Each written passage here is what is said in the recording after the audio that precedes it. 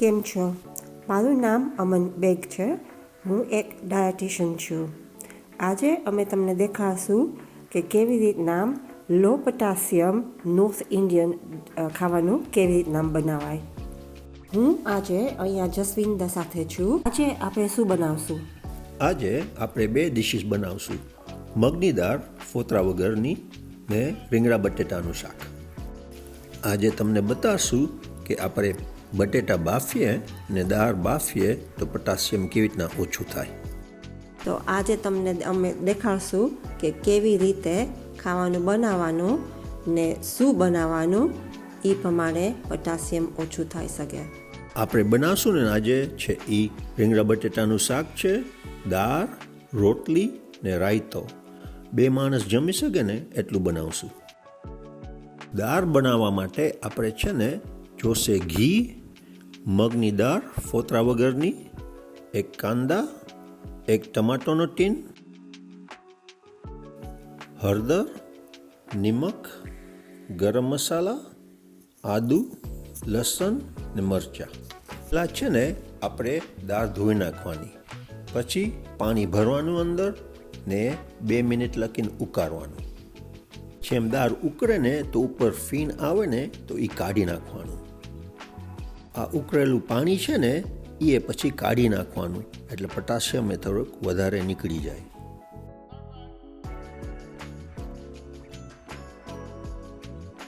એ છે ને આપણે થોડુંક તાજું પાણી નાખવાનું પાછું ને એ છે ને આપણે રસા માટે રાખશું. હવે છે ને આપણે પહેલાં નાખશું થોડુંક નિમક, પછી હળદર, પછી લસણ, પછી આદુ, પછી મરચાં. હવે આપણે તાપ છે ને થોડોક વધારશું ઉકળવા માટે.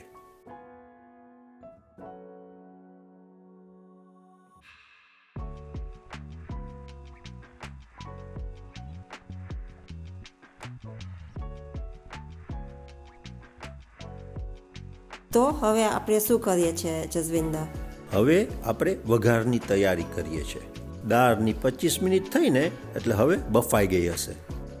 હવે આપણે છે ને એક તપેલામાં થોડું ઘી નાખશું ને સુધારેલા કાંદા ને થોડાક શેકવાના કે લાલ થઈ જાય ને ત્યાં લગી. હવે આપણે છે ને ટમેટાનું ટીન પીસેલી કરીને એ તપેલામાં નાખવાનું ને એની સાથે ગરમ મસાલો એ નાખવાનો ને હલાવવાનું થોડુંક.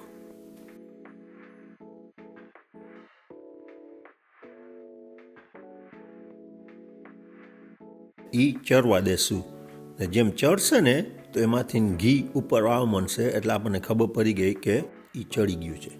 આ વઘાર હવે થઈ ગયો હશે એટલે આપણે એ વઘાર છે ને દાળમાં નાખવાનો ને હલાવી લેવાનું ને લગભગ 10 મિનિટ લગીને ચરાવવા દેવાનું.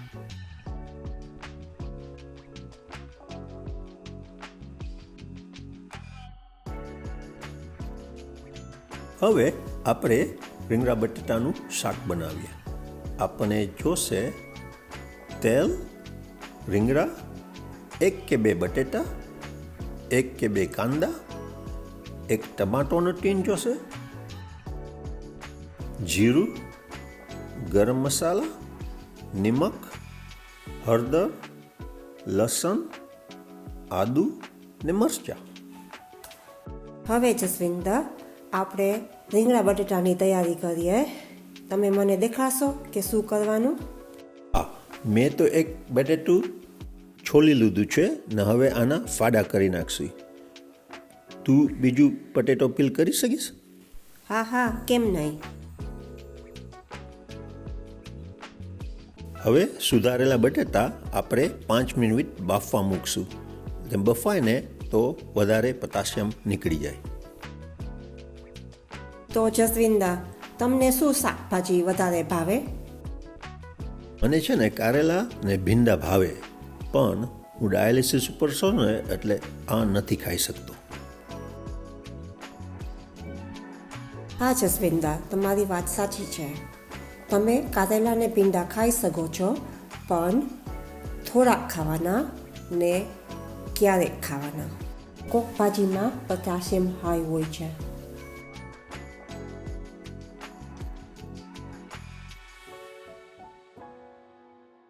હવે આ બટાટા છે ને અડધા ચડી ગયા છે ને આપણે છે ને પાણી કાઢી નાખીએ એટલે પોટાશિયમ વધારે નીકળી જાય. હવે આ બાફેલા બટેટા ને સુધારેલા રીંગણા એક ટ્રે ઉપરમાં નાખી દેવો, થોડુંક તેલ ઉપર છાંટી દેવાનું, મિક્સ કરી ને પછી ઓવનમાં નાખવાના. ઓવન છે ને 180 ડિગ્રી સેન્ટીગ્રેડમાં સેટ કરી નાખજો ને અંદર 20 થી 25 મિનિટ લગીને શેકવા દેજો. જસવિંદા, હવે આપણે રીંગણા બટેટાનો વઘાર કરવાનો છે. હવે તમે દેખાડશો કે કેવી રીતના ઈ કરીએ?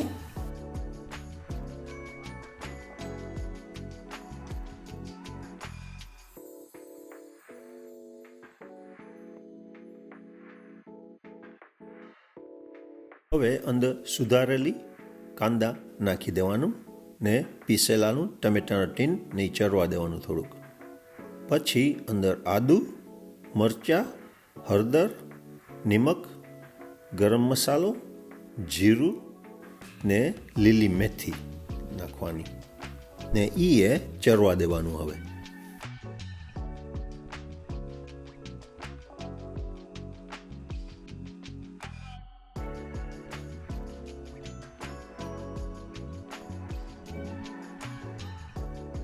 ચાલ અમન, હવે મને લાગે આ રીંગણા બટાટા આપણા થઈ ગયા છે. તમારા રીંગણા બટેટા બહુ સ્વાદિષ્ટ લાગે છે. મેં જોયું કે તમે ડબ્બાનું ટમેટા વાપર્યું. એટલા માપ માટે આપણે એટલો જ ઉપયોગ કરવાનો કે ટમેટામાં છે ને પોટાશિયમ જાજુ હોય છે. પ્લમ ટમાટોમાં છે ને પોટાશિયમ ઓછું હોય છે. ટમાટો પ્યોરેમાં પોટાશિયમ જાજુ હોય છે, એટલે પ્લમ ટમાટો વાપરીએ તો સારું.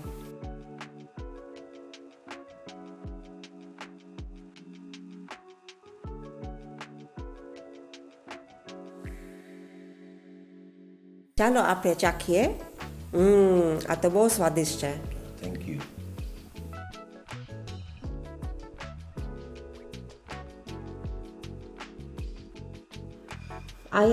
આ પણ ટ્રાય કરો.